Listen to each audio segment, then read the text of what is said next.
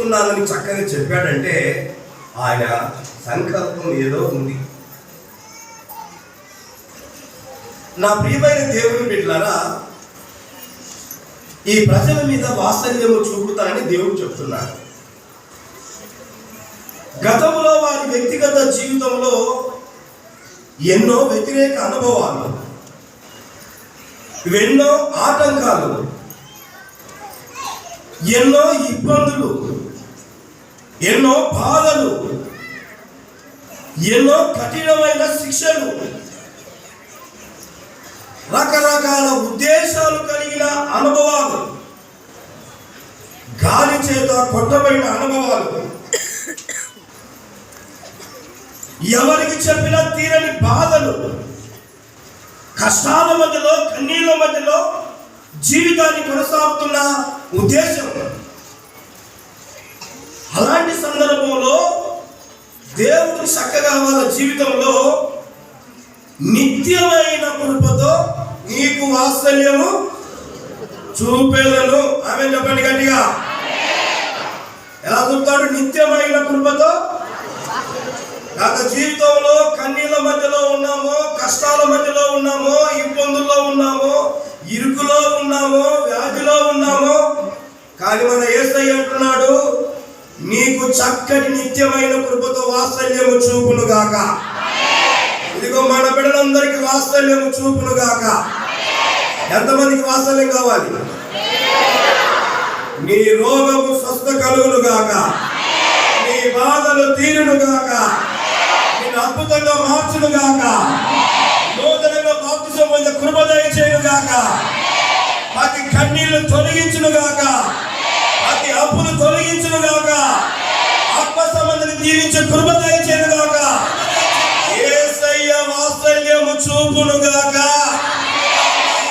ఆయన ఖచ్చితంగా మాట ఇచ్చాడు, ఆయన నెరవేర్చును గాక. ఒకరికొకరు చెప్పండి, యేసయ్య నీకు వాత్సల్యం చూపిస్తున్నాడు చెప్పండి. గట్టిగా చెప్పండి, కొంచెం గట్టిగా చెప్పండి. వాత్సల్యం పొందుకుంటున్నావు చెప్పండి. కన్నీళ్ళు ఉన్నావు, సమస్యలు ఉన్నావు, యేసయ్య వాత్సల్యము చూపును గాక. ఆమేన్. గతంలో ఎన్నో ఆటంకాలు, ఎన్నో ఇబ్బందులు, ఎన్నో కష్టాలు. నిజంగాండి, కొన్ని బలహీనమైన విషయాలు చెప్పుకుంటే మనిషి జీవితంలో చాలా ఇబ్బంది పడిన అనుభవాలు. కానీ యేసయ్య మాత్రం మన సంఘం మీద, మినిస్ట్రీ మీద చక్కటి ప్రేమ చూపాడండి. చక్కటి వాత్సల్యం యేసయ్య మన మీద చూపాడండి. నిజంగా ఆయన ప్రేమ మనకు చూపబట్టే మనకు వాత్సల్యాన్ని మనం పొందుకుంటామండి. నేను చెప్తున్నా, బాగా గమనించిన మాటలు. ఇంకా అలాగే మన జీవితాలు ఉంటామని మనం అనుకోదు, అలాగే మన ఇబ్బందులు ఉంటాయని మనం అనుకోకూడదు, అలాగే మన కన్నీళ్ళు ఉంటాయని అనుకోకూడదు.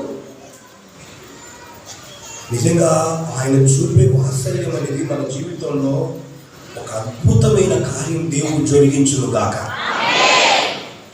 ఇక అంతకు ముందు ఉన్న దినాలు వేరండి, అంతకు ముందు రోజు వేరు. 2000 సంవత్సరం, అది 2024లో ఎంత ఇబ్బందులు పడ్డావో, ఎంత బాధపడ్డావో, ఎంత కన్నీరు విరిచావో, 25వ సంవత్సరం ఈ నూతన సంవత్సరంలో నీ ఇంటి పైన, నీ కుటుంబం పైన యేసయ్య వాత్సల్యము చూపుచున్నాడు.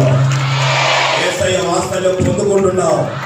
ప్రతి విషయంలో నా దేవుడు అనుగ్రహించును గాక, ప్రతి విషయంలో నా దేవుడు దయచేయును గాక. చేతులు పైకెత్తి నా వైపు నా దేవుడు నీకు కూడా వాసన అనుగ్రహించును గాకనండి. ఏ మంచి ఆత్మీయులు మిమ్మల్ని అందరినీ యేసయ్య దీవించును గాక, మీ కుటుంబాన్ని యేసయ్య దీవించును గాక. వాత్సల్యము చూపే దేవుడు మీతో కూడా ఉండును గాక. నేను పని చేద్దాం అనుకుంటే నా దగ్గర ఏ డబ్బులు అన్నారు కొంతమంది. ఇక ఆ మాట దూరం అయిపోవును గాక. యేసయ్య వాత్సల్యం చూపేవాడు, ప్రేమించేవాడు మన దగ్గర కొదవ ఉంటుందా చెప్పండి. ఇక కొదవను నువ్వు చూడవు, ఆమె చెప్పు గట్టిగా. కొదవని కనబడదు, ఆమె చెప్పు గట్టిగా. యేసయ్య వాత్సల్యం మన మీద ఉండును గాక. యేసయ్య వాత్సల్యం మన మీద ఉండును గాక, మన కుటుంబాల్లో ఉండును గాక. యేసయ్య చక్కటి వాత్సల్యం చూపాలని నిత్యమైన కృపతో ఆయన చక్కటి వాత్సల్యం మన మీద చూపుతున్నాడు. ఈ రోజున మీరు గమనించండి, ఆమె తల నామె మీరు అటు చూడకూడదు. కొద్ది క్షేమం మాత్రమే నేను చెప్పేది, మిమ్మల్ని దీవించి పంపుదామన్నాడు, దీవించి పంపుతా అంతే. కొంతమందికి పురుగులాగా మనసు కదులుతూ ఉండాలి. దేవుడి మాటలు, మనతో మాట్లాడుతున్న మాటలు మనం ఎందుకో గమనించాలి, ఎందుకో వాటిని అర్థం చేసుకోవాలి. జకర్యా గ్రంథం చూడండి ఒకసారి, పరిశుద్ధ గ్రంథం జకర్యా గ్రంథం 1వ అధ్యాయం. 1వ అధ్యాయం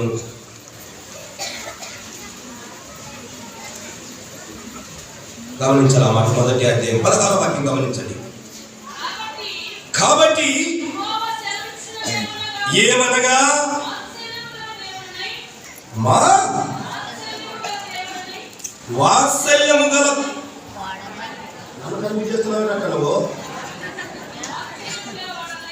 వాత్సల్యము గల వారినై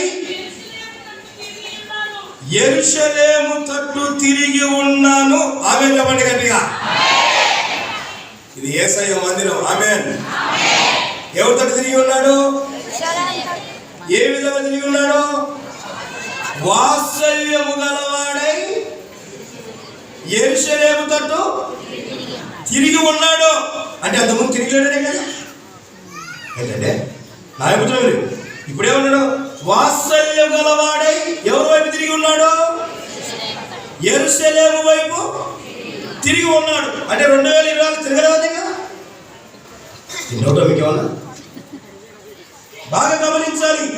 వాత్సల్యం గల దేవుడు యెరూషలేము తట్టు తిరిగి ఉన్నాడు.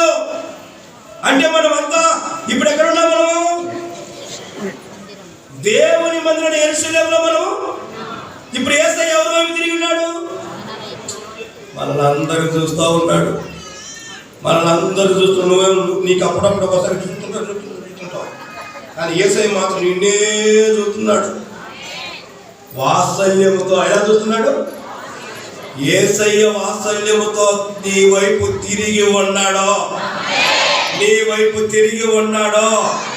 ఇక మన వైపు తిరిగి ఉన్న దేవుడు మనం చూస్తూ ఉంటాడా? చెప్పండి, చూస్తూ ఉంటాడా? అంతకు ముందు వేరు, ఇప్పుడు అనుభవాలు వేరు, ఇప్పుడు ఉద్దేశాలు వేరు. ఎందుకయ్యా అంతకు ముందు తిరిగి లేదంటే అదే జకర్యా గ్రంథం. మీకు ఒక చిన్న విషయం గుర్తు చేస్తాను. 8వ అధ్యాయం 14వ వాక్యం చూడండి.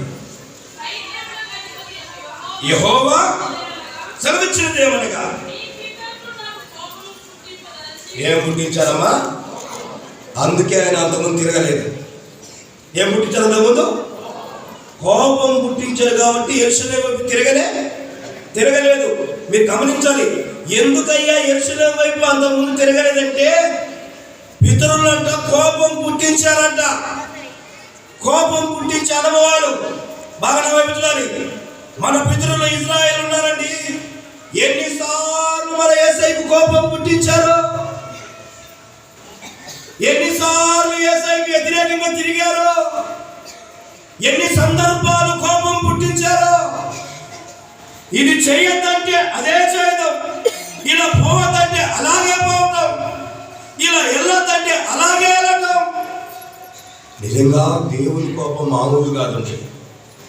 ఇజ్రాయేల్ సైన్యంలో ఈ అమాలేకుడు వాడు ఒకడు ఉంటాడు. వాడు ముందు ఉంటాడు, వెనక ఉంటాడు. ఆనందమే అని విషయాలకు పోతుంటావా? మన ఆత్మీయ ముందు పోతుంటావా? వాడు మాట పీక పట్టుకుంటాడు. ఏంటంటే మళ్ళీ చెప్పు, ఏంటది? పీక పట్టు. ఏమంటాడు? ఆనందమే. మళ్ళీ మాట్లాడేవా అంటాడు. పీక. అప్పుడు ఏమంటాడు? అంటే వెనకటి వస్తున్నావు, పరిగెత్తి పోలేకపోతున్నావమ్మా అన్నవాడికి వెనక ఉన్నవాడు ఏం చేస్తాడు? ముందున్న వెనకన్న ఏం పడుకుంటాడు? ఇది మాట్లాడేటండి. మీరందరూ మధ్యలో ఉన్నారు. ఆమేన్ చెప్పండి. మనకంతా ఏ ఇబ్బంది లేదు, కానీ వాళ్ళని చూసి దేవుని కోపం రగులుకుంది. జనసంఖ్య తగ్గిపోతుంది, జనం తగ్గిపోతున్నారు. ఎంతమంది సైన్యం 1,00,000 మంది బయలుదేరి